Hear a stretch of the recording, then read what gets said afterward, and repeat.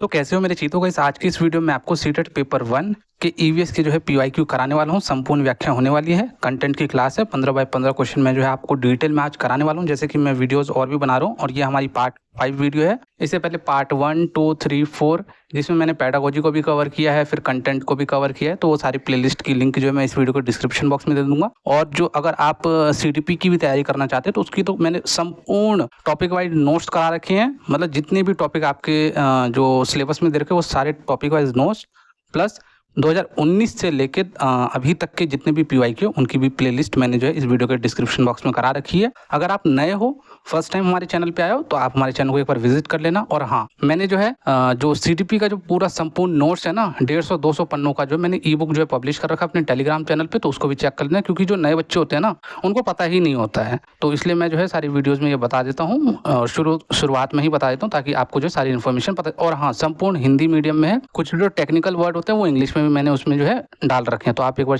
जो है हमारे स्टडी क्लास टेलीग्राम चैनल पे विजिट करके जरूर चेक कर लेना, मैंने पिन कर रखे हैं। सबसे पहले आप ये बताओ कि केंद्र शासित प्रदेश यानी कि यूनियन टेरिटरी जो है क्या होते हैं और कितने हमारे जो है हमारे देश में जो है यूनियन टेरिटरी है। अभी अगर कोई बच्चा दिल्ली से देख रहे हैं, दिल्ली हमारा जो है यूनियन टेरिटरी है या नहीं है, इस चीज को जो है अभी थोड़ी देर में आपको पता चल जाएगा। सबसे पहले जान लो भाई, भारत के ऐसे क्षेत्र होते हैं जो किसी राज्य की तरह नहीं होते हैं। जैसे कि यूपी एक राज्य है, बिहार एक राज्य है, हरियाणा एक राज्य है। इनको जो है क्या है, इनमें जो है यहाँ पे आपको जो है सीएम जो है अलग से विधानसभा देखने को मिलेगा। विधानसभा से जो है कौन नियुक्त होकर आते हैं, तो सीएम नियुक्त होकर आते हैं। लेकिन केंद्र शासित प्रदेश में जो है सीएम वीएम आपको नहीं देखने को मिलेगा। हाँ, दिल्ली में जो है आपको सीएम मिलेगा, यहाँ पे जो है विधानसभा भी है, तो दिल्ली एक अलग चीज हो गया। लेकिन दिल्ली भी जो है एक केंद्र शासित प्रदेश है। और केंद्र शासित प्रदेश पे किसका ज्यादा जो है प्रभुत्व रहता है, तो वो केंद्र का रहता है। इनका शासन भारत सरकार, केंद्र सरकार जो है सीधे तौर पे चलाती है गवर्नर के माध्यम से।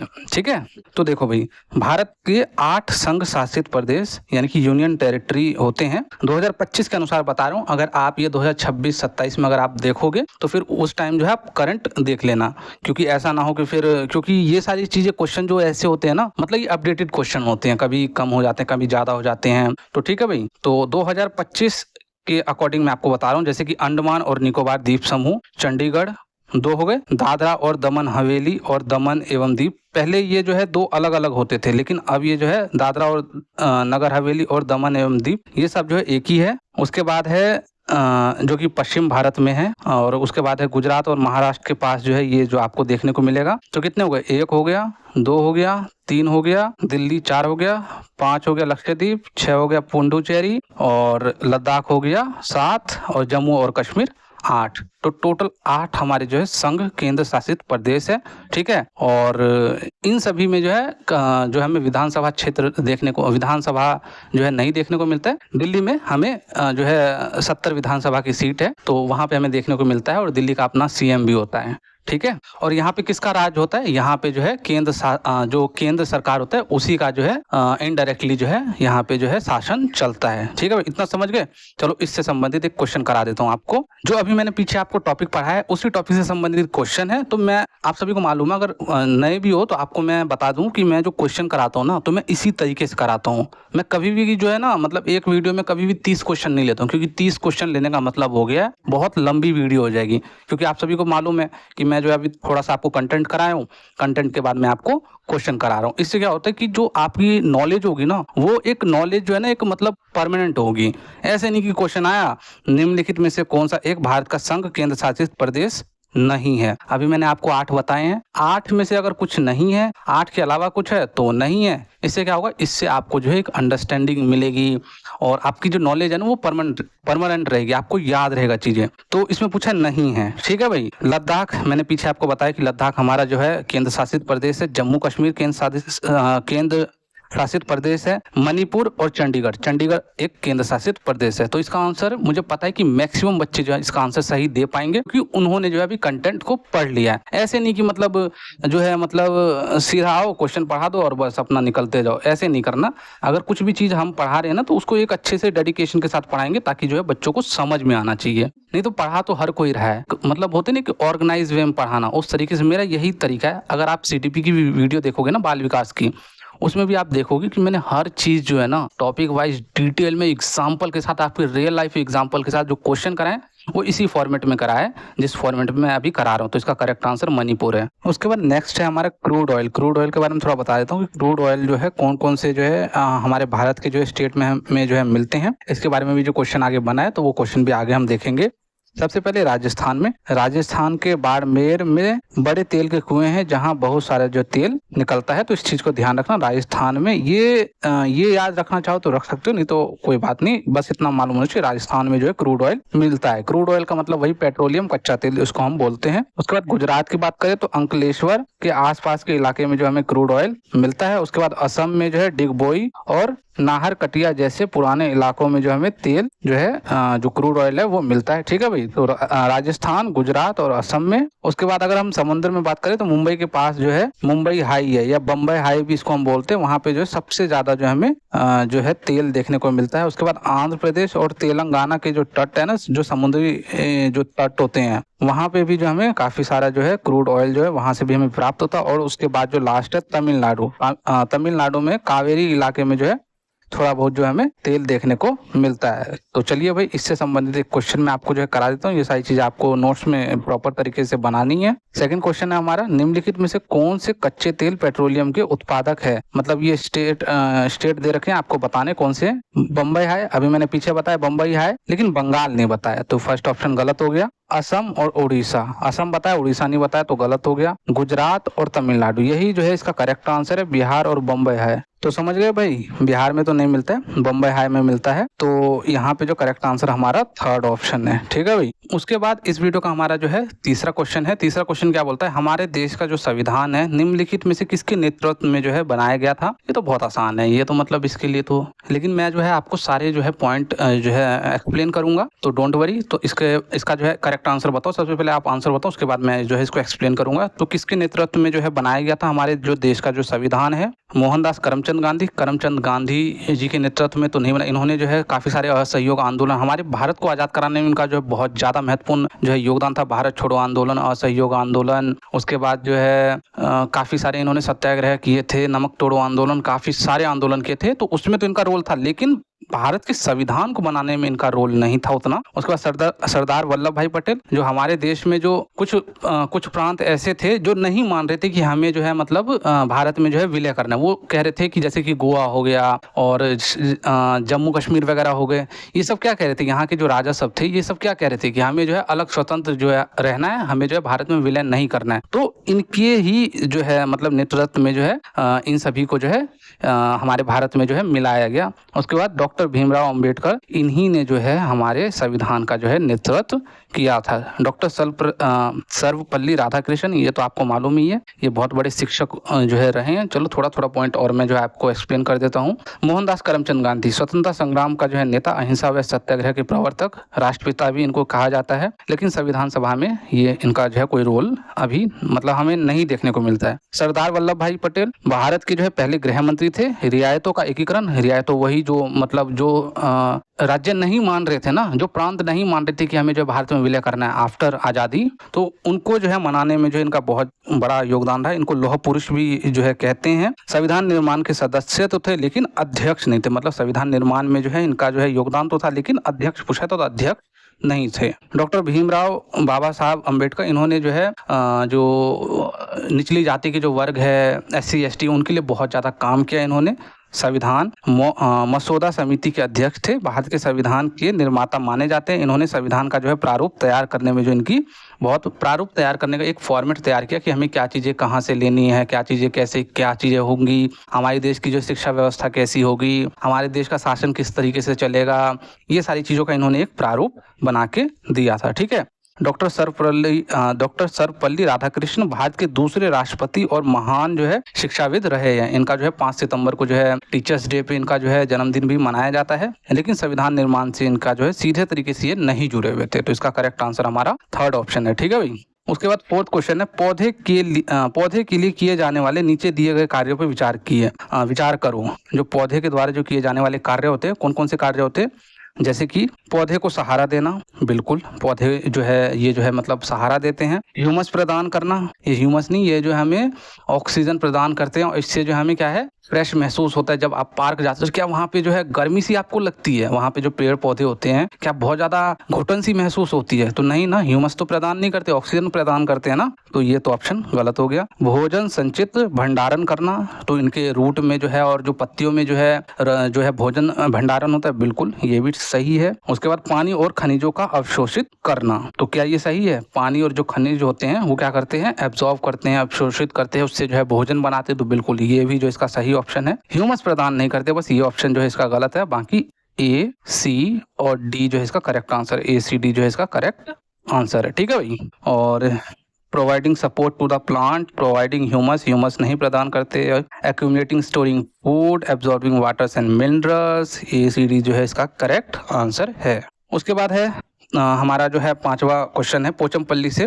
पोचमपल्ली भारत के दक्षिण राज्य का एक कस्बा है, बिल्कुल दक्षिण राज्य का जो एक कस्बा है, जो सुंदरता से डिजाइन की गई चमकदार रंगों की पोचमपल्ली साड़ियां, जहाँ की साड़ियां बहुत फेमस है, कारपेट वहाँ के बहुत फेमस है, खिलौने बहुत फेमस है, और विशेष प्रकार की बुनाई जिसे भी पोचमपल्ली हम जो है कहते हैं, जो वहाँ पे जो मैंने बताया ना वहाँ के कारपेट, साड़ियाँ, खिलौने वगैरह बहुत फेमस है, के लिए प्रसिद्ध है। यह कस्बा अब किस राज्य का भाग है? पहले आपको ये बताने कि पहले किस राज्य का भाग हुआ करता था ये जो हमारा पोचमपल्ली है, और अब किस राज्य का भाग है। अब किस राज्य का ये तो मैं आपको बता दूंगा, लेकिन पहले किस राज्य का भाग हुआ करता था ये जो है आंसर आपको बताना है। तो इसका है करेक्ट आंसर कर्नाटक, केरल, तेलंगाना या तमिलनाडु।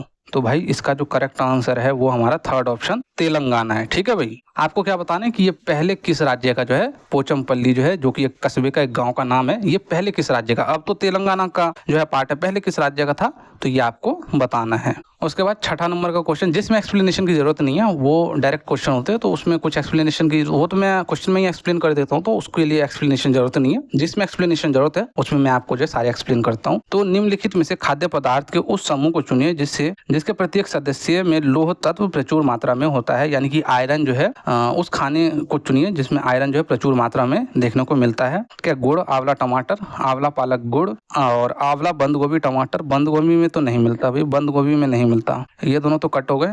गुड़, आंवला टमाटर और आंवला पालक गुड़। चलो भाई इनमें और क्या क्या मिलते हैं वो सारी चीजें हम एक्सप्लेन करते हैं। तो इसका जो करेक्ट आंसर है वो करेक्ट आंसर भी मैं आपको आगे ही बताऊंगा, टेंशन मत लो। देखो भाई, गुड़, आंवला टमाटर, फर्स्ट पॉइंट है हमारा, गुड़ में आयरन होता है बिल्कुल, और कैल्शियम भी होता है। आंवला में विटामिन सी होता है और एंटीऑक्सीडेंट होता है, और विटामिन सी होता है टमाटर में, और लाइकोपिन होता है। तो ये ऑप्शन तो हमारा गलत हो गया, हमने तो पूछा आयरन, यानी कि आयरन तीनों में होना चाहिए। सेकंड ऑप्शन क्या है कि आंवला, पालक और गुड़।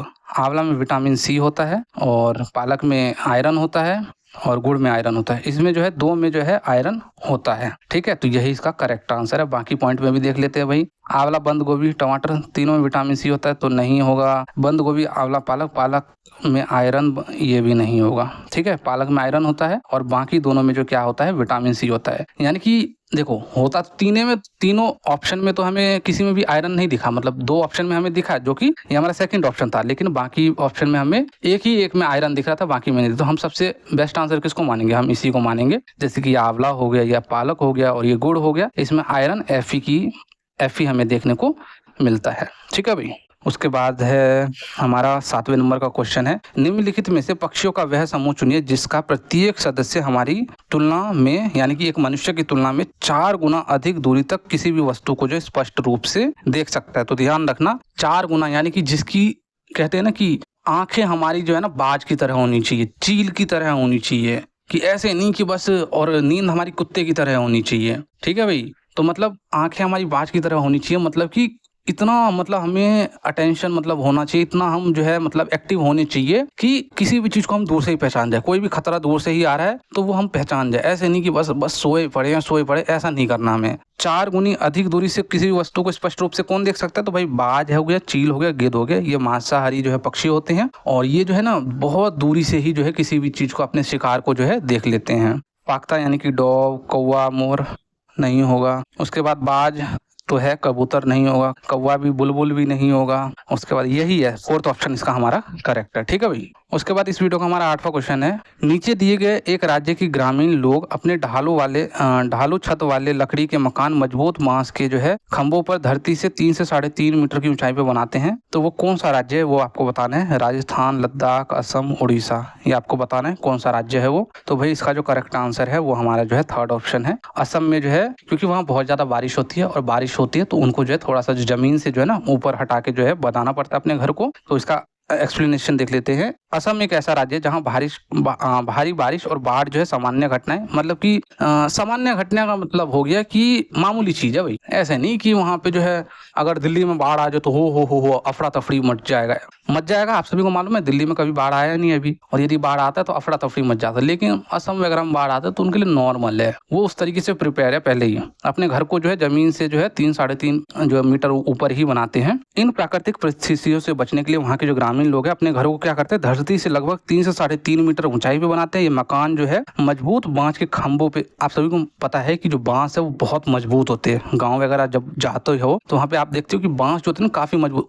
और असम में जो बांस होते हैं वहां पे तो और भी मजबूत बांस होते हैं, तो उसी पे जो है इनके घर टिके रहते हैं। उसके बाद लास्ट पॉइंट है जो छतें होती है वो स्लोप जो होती है, यानी कि ढालू जैसी जो है जो यहाँ की जो छतें होती है, ताकि बारिश का जो पानी है आसानी से नीचे गिर सके। अगर सोचो फ्लैट छतें होगी तो कौन बार बार जो है पानी को गिराने जाएगा, इसलिए जो है वो इस टाइप की जो है छतें, स्लोप टाइप की छतें रहती है, जैसे कि यहाँ पे पानी आया बस वो सीधा नीचे गिर जाएगा। ठीक है भाई। उसके बाद 9वां क्वेश्चन है, भारत के मानचित्र में दिल्ली की स्थिति के सापेक्ष, ध्यान से सुनना, दिल्ली से जो है गांधीनगर यानी कि गुजरात और पटना यानी कि बिहार की दिशाएं आपको जो है बतानी है, तो इसका क्या आंसर है बताओ भाई मुझे। तो इसका जो है आंसर आपको जो है यहाँ पे नहीं, इसका आंसर एक्सप्लेनेशन में ही आपको जो है अच्छे से मिल पाएगा, वहाँ पे जो मैं आपको जो है चित्रों के माध्यम से बताता हूँ। तो देखो भाई, जो हमारा 9वें का जो करेक्ट आंसर है, दिल्ली से किसका पूछा है, दिल्ली से पहले ये देख लो, दिल्ली से पहले जो है गांधीनगर जो कि गुजरात में है, गुजरात की राजधानी है, तो गुजरात का पहले पूछा। उसके बाद पटना जो कि बिहार की राजधानी है, तो वहाँ का आपको बताना है। दिल्ली कहाँ पे, छोटा सा जो है दिल्ली है। ठीक है, सबसे पहले आपको दिशाएं मालूम होनी चाहिए, पूर्व, पश्चिम, उत्तर, दक्षिण। ठीक है, ये जो बीच में है ये है उत्तर पूर्व, यहाँ पे जो है ये है दक्षिण पूर्व, उसके बाद जो है ये यहाँ पे जो है ये दक्षिण पश्चिम है, और यहाँ पे जो है ये उत्तर पश्चिम है। ठीक है भाई, ये आपको दिशाएं 8 दिशाएं आपको समझ में आ गई। अब देख लो भाई, दिल्ली से पूछा है, दिल्ली यहाँ पे है। दिल्ली से पहले पूछा है गांधीनगर गुजरात, गुजरात कहाँ पे है, यहाँ पे है, तो यहाँ पे है, तो यहाँ पे क्या है हमारा, पश्चिम है। ठीक है भाई, उसके बाद क्या पूछा है, उसके बाद पूछा हमारा बिहार, बिहार कहाँ पे है, पूर्व की तरफ, तो यानी कि हमारा इसका करेक्ट आंसर क्या होना चाहिए बताओ।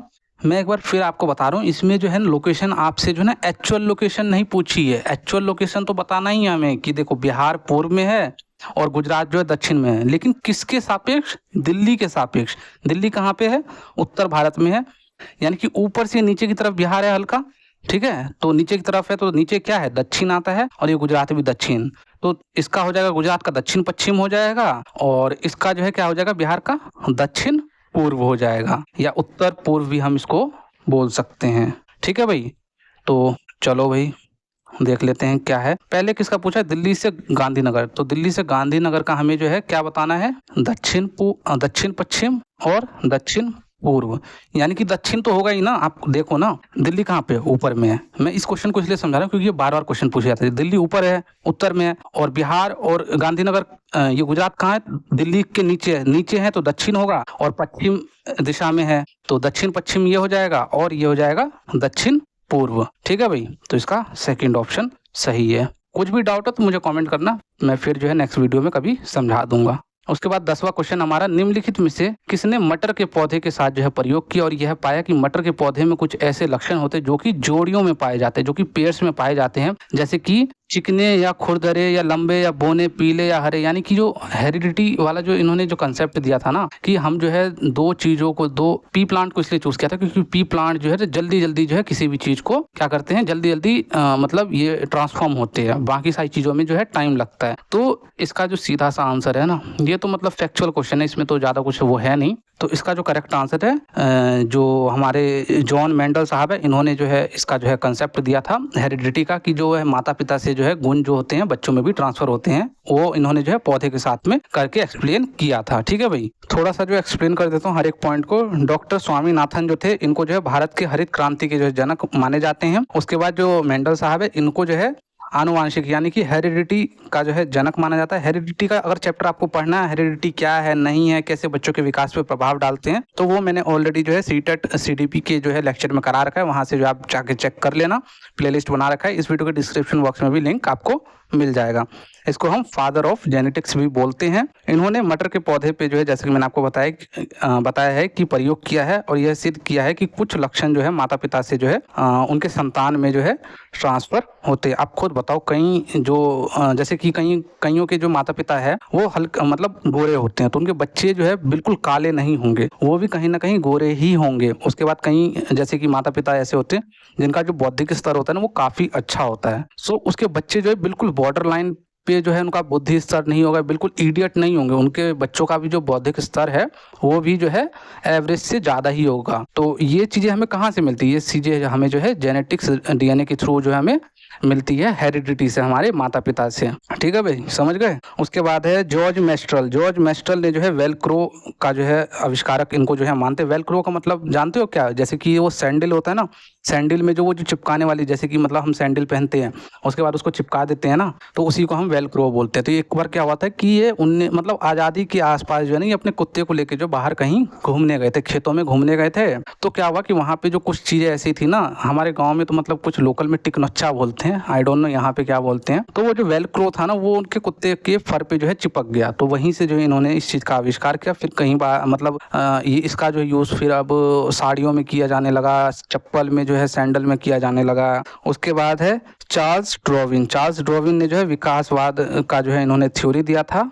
तो और विकासवाद क्या होता है? विकासवाद वह सिद्धांत होता है जो कहता है कि सभी जीव जंतु समय के साथ जो है धीरे धीरे बदलते हैं के माध्यम से जो है विकसित हुए हैं। कोई भी चीज़ जो बदलाव है ना वो अचानक में नहीं होता। आज हम जो मनुष्य बने ना, इतने बड़े हट्टे कट्टे मनुष्य बने हैं, तो वो एक दिन में नहीं बने हम। आपने कई सारी थ्योरी देखी होगी, पढ़ी होगी कि हम पहले काई थे, पानी से जो है कई बार हमें देखने को मिलता है कि जो है मनुष्य का जो है उद्गम हुआ है। कई थ्योरी हमें बताती है कि हमें जो है हमारे पूर्वज जो है वो बंदर हैं और एप्स वगैरह जो है हमारे पूर्वज है। तो कई सारी थ्योरी दे रखी है। तो कहने का मोटा मोटा अर्थ ये है कि विकासवाद का मतलब होता है कि जो परिवर्तन होते हैं ना वो तुरंत नहीं होते, परिवर्तन धीमे धीमे होते हैं। ठीक है भाई, और इसी से जो है जीव जंतु जो है क्या है, धीरे धीरे जीव जंतु में जो है हमें बदलाव देखने को मिलते हैं। इसी को हम विकासवाद कहते हैं। 11वां क्वेश्चन क्या कहा है कि नीचे दिया गया कौन सा कथन मधुमक्खी के छत्तों के विषय में सही नहीं है? मधुमक्खी की छत्तों के विषय में 3 चीजें सही होंगी और एक चीजें सही नहीं है, तो वही एक चीज आपको जो है बतानी क्या चीजें सही नहीं है। प्रत्येक छत्ते में एक रानी मक्खी होती है। बिल्कुल भाई, अगर प्रजनन करना है तो रानी मक्खी का होना आवश्यक है, रानी मक्खी के बिना प्रजनन नहीं हो पाएगा। नर मक्खियां छत्तों के लिए अत्यंत महत्वपूर्ण होती है। नर मक्खियां छत्तों के लिए महत्वपूर्ण नहीं होती है। मैंने बताया ना कि प्रजनन के लिए रानी मक्खी महत्वपूर्ण होती है, ना कि नर मक्खी। तो नर मक्खी तो महत्वपूर्ण उतनी नहीं होती। तो यही इसका करेक्ट आंसर, क्योंकि पूछा इन्होंने गलत है। उसके बाद छत्ते में बहुत सारी काम करने वाली मक्खियां होती है। बिल्कुल, काम नहीं करेंगे तो फिर वो छत्ते में वो जो रस होता है, जो शहद होता है, वो कहाँ से आएगा? छत्ते में केवल कुछ नर मक्खियां होती, कुछ होते हैं जो बाकी जो मक्खियाँ होते हैं, नर मक्खियाँ, वो सब क्या करते हैं? वो सब फूलों से, आम से, फलों से जो है रस लाने का काम करते हैं। तो ये भी सही है, ये भी सही है, यही गलत है। तो पूछा इन्होंने गलत है। तो इसका क्या आंसर है? Male bees are very important for the hives. Hives का मतलब होता है वही छत्ता। ठीक है। 12वां क्वेश्चन क्या बोला गया है कि नीचे दिए गए कौन से एक राज्य में तोरांग का अर्थ जंगल होता है? यानी कि तोरांग का जो मतलब होता है ना, ये कुडुक भाषा का शब्द है, उसका मतलब क्या होता है? जंगल। ये कौन सा राज्य में जो है हमें जो है देखने को मिलता है? असम, उड़ीसा, मिजोरम या झारखंड? बताओ भाई, इसका करेक्ट आंसर बताओ 12 क्वेश्चन का। तो इसका जो करेक्ट आंसर है झारखंड है। कैसे है? चलो भाई, तोरांग मुख्य रूप से कुडुक भाषा में जो है वन को जो है संदर्भित, यानी कि वन को जो हम कहते हैं, जो भारत में आदिवासी समुदाय द्वारा बोले जाने वाली भाषा है। विशेष रूप से आप सभी को मालूम है कि हमारे भारत में जो सबसे ज्यादा जो जनजाति, आदिवासी जनजाति पाई जाती है ना, वो झारखंड में ही पाई जाती है, काफ़ी सारे प्रकार के। तो वो भी जो है मैं आपको वीडियो बना दूंगा कि कौन कौन से स्टेट में कितनी जनजातियां पाई जाती है, और सबसे ज़्यादा तो झारखंड में पाई जाती है। तो आपको पता चल गया, तोरांग का कुडुक भाषा में वन कहते हैं, और कहाँ पे बोलते हैं? झारखंड में बोलते हैं। ठीक है भाई, चलो 13वां क्वेश्चन बहुत इंपॉर्टेंट, इसको ध्यान से पढ़ना। मैंने आपको जो है हर एक वीडियो में मैंने आपको बताया कि इस टाइप के क्वेश्चन आपके जो है बहुत इंपॉर्टेंट क्वेश्चन है भाई। ये इस क्वेश्चन को करना बहुत इंपॉर्टेंट है। इस क्वेश्चन को अगर आप एक बार समझ लोगे ना, तो किसी भी टाइप का वो घुमा फिरा के दे दे घर को नीचे से ऊपर की तरफ दे दे या स्कूल को नीचे से ऊपर से नीचे की तरफ दे दे, आप क्वेश्चन को कर लोगे। ध्यान से पढ़ना, उसके बाद आगे डायग्राम के माध्यम से मैं आपको समझाऊंगा। आपका घर एक्स पे है, आपके एक्स का नहीं, आपका घर है, ठीक है भाई, आपका घर एक्स पे है और वाई पे जो है आपका विद्यालय है, ठीक है। यद्यपि विद्यालय ठीक सामने नहीं है, परंतु बीच में एक व्यस्त राजमार्ग, यानी कि जो आपके घर से जो विद्यालय का जो रास्ता है ना वो सीधा नहीं है, क्योंकि क्वेश्चन अगर आपको 1 नंबर चाहिए तो जो रास्ता है वो अगर सीधा दे देगा तो फिर तो आप फ्री फंड के नंबर ले लोगे। तो रास्ता वो कभी सीधा देगा ही नहीं, जो सीबीएसई वाला है ना वो रास्ता कभी सीधा देगा ही नहीं। वो रास्ता वो हमेशा आपके एक्स से जो रास्ता है जो है ना वो हमेशा टेढ़ा ही देगा, क्योंकि आपकी एक्स भी जो टेढ़ी थी, ठीक है भाई, इस तरीके से समझ सकते हो। चलो भाई, एक्स कभी किसी का सीधा हुआ है नहीं ना, टेढ़ा ही हुआ तो रास्ता भी टेढ़ा ही होगा। एक्स पे आपका घर है, वाई पे विद्यालय है, सीधा रास्ता नहीं है। अब क्वेश्चन कहाँ से शुरू होता है, अतः यानी कि एक्स से आप ठीक दक्षिण में जो 125 मीटर दूर जाते हैं और फिर पूर्व में जो है 100 मीटर आप जो है किस पे जाते हैं, बी पे जाते हैं। यानी कि पहले ए पे जाते हैं, उसके बाद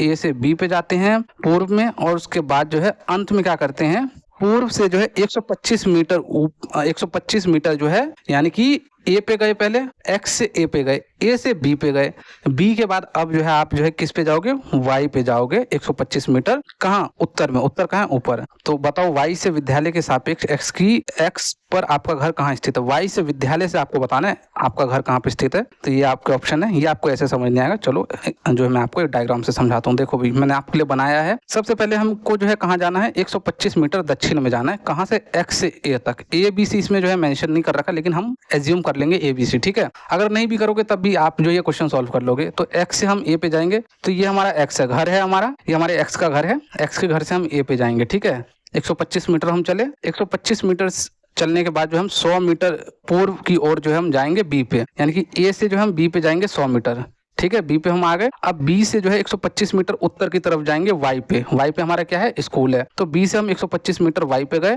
और ये क्या है, हमारा विद्यालय है। 125 मीटर यहाँ भी है, 125 मीटर यहाँ भी है, यानी कि हमने एक्स से जो है वाई को हमने जोड़ दिया, क्या किया, और पूछा कहाँ से, हमारे को विद्यालय से पूछा। ध्यान रखना, ये ईस्ट है, ये वेस्ट है, ये नॉर्थ है, ये साउथ है। आपको दिशाओं का ज्ञान जरूर होना चाहिए, 8 दिशाओं का ज्ञान आपको होना चाहिए। अभी भी मैंने पीछे आपको दिशाएं बताई है। कहाँ से पूछा है, विद्यालय से किसका घर पूछा है, एक्स का घर पूछा है। तो एक्स का अपनी अपनी एक्स का घर जो है बताओ। तो भाई विद्यालय से जो आपकी एक्स का घर है कहाँ है, वो जो है पश्चिम दिशा में है, पश्चिम दिशा में है। तो इसका जो है करेक्ट आंसर क्या है, 100 मीटर ठीक पश्चिम दिशा में जो है आपकी एक्स का घर है, ठीक है भाई। अपनी अपनी एक्स के घर पे चले जाना, कोई दिक्कत नहीं है। 100 मीटर दक्षिण, क्योंकि 100 मीटर क्यों है, क्योंकि ये देखो ना, ए से बी की दूरी 100 मीटर है, तो एक्स से वाई की भी दूरी 100 मीटर, क्योंकि ये दोनों तो सेम ही है ना, ठीक है भाई। इसका 100 मीटर टू द वेस्ट। बहुत आसान क्वेश्चन था ये, इससे आसान क्वेश्चन तो बनेगा नहीं। अब इससे मुश्किल ही क्वेश्चन बनेगा। वो एक्स से वाई पे घुमाएगा, वाई से जेड पे घुमाएगा, जेड से ऐसे घुमाएगा, वैसे घुमाएगा, फिर आपको जो है सवाल पूछेगा। उसके बाद एक 14 नंबर का क्वेश्चन है। ये क्वेश्चन भी मोस्ट इंपॉर्टेंट है, ये ट्रेन वाला। इसमें समय, दूरी, चाल वाला जो है ये क्वेश्चन है। इसमें जो आपको फॉर्मूला पुटअप करके बताना है। मैंने अदर वीडियो में भी आपको इसका तरीका बताया, इस वीडियो में बताऊंगा। कोई लड़का नागरकोइल से मडगांव जाने के लिए 4 जून 2020 को जो है किसी रेलगाड़ी में सवार हुआ। ध्यान रखना, 4 जून 2020 में यह रेलगाड़ी 22:30 पे नागरकोइल से जो है चली और 6 जून 2020 को 4:30 बजे जो है 4:30 बजे सुबह में, 4 तो सुबह में ही है क्योंकि इसमें हम 24 घंटे का जो है पूरा वो लेंगे, फॉर्मेट लेंगे। 4:30 बजे सुबह में, और यहाँ पे जो ये 22:30 पे 22:30 पे अगर आपको निकालना है तो इसको कैसे निकालोगे, तो 22:30 में 12 माइनस कर देना, आपका आंसर आ जाएगा, ठीक है। पहुंची। यदि इस समय अंतराल में रेलगाड़ी ने 1145 किलोमीटर यानी कि दूरी हमें दे रखी है, तो रेलगाड़ी की औसत चाल क्या होगी आपको जो है ये बतानी है, ठीक है भाई। ये आपका जो है ऑप्शन है। ऑप्शन से तो ऐसे कुछ पता नहीं चलेगा, लेकिन इसको हम एक्सप्लेन करते हैं। दूरी हमें कितना दे रखा है, 1145 किलोमीटर, ठीक है। चलने का समय 4 जून को 10 बजे कब 22:30 है ना, यानी कि रात में चली है, ठीक है। और 6 जून को सुबह 4 बजे जो है पहुंची है। तो आपको ये समय का पता चल गया। उसके बाद है कुल समय हमें निकालना है कि यानी कि इसमें से हमें को जो है इसको माइनस करना है। तो किस तरीके से समय निकालेंगे, 4 जून को रात में चली थी और 5 जून की रात तक हमारा 24 घंटा हो गया। ध्यान से सुनना मैंने क्या बोला है, 4 जून को 22:30 बजे से यानी कि 10:30 बजे से अगले दिन 5 जून को 22:30 बजे तक कितना घंटा होगा, 24 घंटा होगा। उसके बाद फिर 5 जून को 22:30 बजे से 6 जून के 4 बजे तक यानी कि 10, 11, 12 और उसके बाद 4 घंटे उधर, आधा घंटा इधर, आधा घंटा इधर, तो टोटल 6 घंटे हो गए। तो 24 और 6 घंटे कितने हुए? 30 घंटे हो गए। यहाँ पे हमारा जो है समय भी आ गया, हमारे पास जो है क्या है, दूरी भी है, डिस्टेंस भी है, समय भी है। अब हमें क्या निकालना है? स्पीड निकालना है। स्पीड का फॉर्मूला क्या होता है बताओ? कुल दूरी अपॉन समय, ये आपका फॉर्मूला होता है। बस इसको जो है अपॉन में करके इसको डिवाइड कर दो, ये आपका आंसर निकल जाएगा। इसी तरीके से आपको इस क्वेश्चन को सॉल्व करना है, ज़्यादा कुछ नहीं है, आपको फॉर्मूले मालूम होना चाहिए। 38.5 किलोमीटर पर हार। इस वीडियो का हमारा लास्ट क्वेश्चन है, आज हम मिर्ची के बिना भोजन की कल्पना नहीं कर सकते। भाई लड़कियों बताओ, मिर्ची के बिना गोलगप्पे की कल्पना कर सकते हो? सोचो गोलगप्पा खाली मीठा मीठा हो, भैया और तीखा और तीखा और तीखा, तो वो जो तीखा तीखा है ना, तो क्वेश्चन भी लो भाई, सीबीएसई ने पूछ लिया तीखा कहाँ से आया है। तो भाई मिर्ची के बिना कल्पना नहीं कर सकते। इसे व्यापारी हमारे देश में लाए थे। कहाँ के व्यापारी लाए थे? और खाओ मिर्ची गोलगप्पे में दबा के खाओ। और देखो क्वेश्चन भी आ गया आपके गोलगप्पे के चक्कर में। भाई ये क्वेश्चन हमारा जो है बैंड बजा दिया। चलो भाई कोई दिक्कत नहीं, हमें ना हम आंसर बताएंगे। गोलगप्पे भी खाओ आराम से मौज में, क्वेश्चन भी टिक करना अच्छे से मौज में। तो 15 नंबर का क्या क्वेश्चन है? तो भाई इसको जो है दक्षिणी अमेरिका के जो व्यापारी थे वो भारत में आए थे, तो उन्होंने ही जो है इसको जो है लाया था। ठीक है भाई, और थोड़ा सा एक्सप्लेनेशन समझ लो। जो मिर्च है यानी कि चिली जो है भारत की मूल फसल नहीं है, हम सभी को मालूम है। पहले जो है ये हमारे भारत में नहीं पाई जाती थी। हमारे भारत का जो मूल फसल है वो मसाले हैं, जो कि दक्षिण भारत में जो है अंग्रेज वगैरह जो है ले गए थे। वहाँ पे जो है क्योंकि बहुत ज़्यादा ठंड पड़ती है, और ठंड पड़ती है तो जो वो मीट को जो प्रिजर्व करते थे ना, वो खाली मीट को प्रिजर्व करते तो वो उतना अच्छा लगता नहीं था। आप खुद सोचो, अगर कोई मीट मच्छी खाता होगा और बिना मसाले के वो खाए, कैसा अजीब सा लगेगा। बिल्कुल वैसा लगेगा कि मतलब पता नहीं क्या खा रहे हो हम, फीका फीका, और उसी मसाले में बिल्कुल ऐसे तरी। भाई मैं नहीं खाता, कहीं सोच रहे हो मैं बिल्कुल फील लेके बता रहा हूँ, मैं नहीं खाता हूँ। मैं बिल्कुल जो है भाई शुद्ध शाकाहारी हूँ। मैं आपको एक तरीका बता रहा हूँ कि जो अंग्रेज सब भारत आए थे ना, तो वो उन्होंने जो है हमारे से मसाले ले गए। लेकिन अगर आप कहीं जा रहे हो, जैसे कि मोमोस अभी 2-4 साल से फेमस हो रहा है, तो मोमोस क्यों फेमस हो रहा है? जब संस्कृति का आदान प्रदान हुआ है, लोग इधर से उधर आए हैं, तो वो भाई क्या करते हैं, वो अपने लोग जब इधर से उधर आते हैं ना, तो वो अपने खान पान संस्कृति को भी लाते हैं। ठीक है, पहले छठ पूजा का नाम था, बताओ आप बिहारी, जो बिहार के हमारे जो बाबू सब है वो सब बताओ कि भाई पहले छठ पूजा का नाम था, पहले छठ पूजा की छुट्टी हुआ करती थी? नहीं होती थी भाई। जब बिहार के लोग जब पूरे भारत में पलायन किए, अदर मतलब कंट्री में पलायन किए, तो छठ पूजा का जो महत्व है ना, जब देखा ना कि छठ पूजा कितना महत्व है और काफी मन्नतें पूरी हो रही, तो छठ पूजा को भी एक बहुत ज्यादा महत्व दे दिया। इसी तरीके से जो ये अंग्रेज लोग सब है ना, वो जब अपने देश से हमारे देश में आए ना, तो ये मिर्ची को लेके आए। तो मिर्ची को लेके आए तो यहाँ की मूल फसल नहीं हुई, ये जो है दक्षिणी अमेरिका की मूल फसल हुई। ठीक है, मिर्ची को 16वीं शताब्दी में पुर्तगाली के द्वारा, आप सभी को पता है, जो भारत में आने वाले जो पहले जो लोग थे वो पुर्तगाली थे। पुर्तगाली के बाद अंग्रेज तो बाद में आए, लेकिन उससे पहले पोर्तुगीज आए थे, और ये 1498 16वीं शताब्दी के आसपास जो है आए थे। तो ये कहाँ से आए थे? साउथ अमेरिका से जो है भारत में इसको लाया गया। उससे पहले भारत में तीखापन के लिए जो है काली मिर्च यानी कि ब्लैक पेपर का जो है उपयोग किया जाता था। वो जो काले काले होते हैं ना, छोटे छोटे, जो जीरे के साथ में जो यूज करते हैं, उसका जो हम प्रयोग करते थे। आज मिर्ची भारत का जो है अभिन्न हिस्सा बन चुकी है। जैसे कि लड़कियों की फेमस है भाई, गोलगप्पे में तीखा चाहिए, तीखे के बिना तो काम नहीं चलेगा। बेशक कान से नाक से हवा निकल ली हो, लेकिन भाई भैया गोलगप्पे में तीखा मार के दो। समझ गए भाई? वीडियो अच्छी लगी है नहीं लगी, ये बताओ मुझे। अगर अच्छी लगी हो तो जितने भी नोट्स हैं मैं अपने टेलीग्राम पे अपलोड कर दूंगा, वहाँ से जो सारे नोट्स अपने जो है मतलब डाउनलोड कर लेना, उसको लिखते रहना, रिवाइज करते रहना, अच्छे से सीटेट का पेपर दो, कोई दिक्कत नहीं है, कोई टेंशन नहीं है। आज की वीडियो में इतना ही। जय हिंद, जय भारत।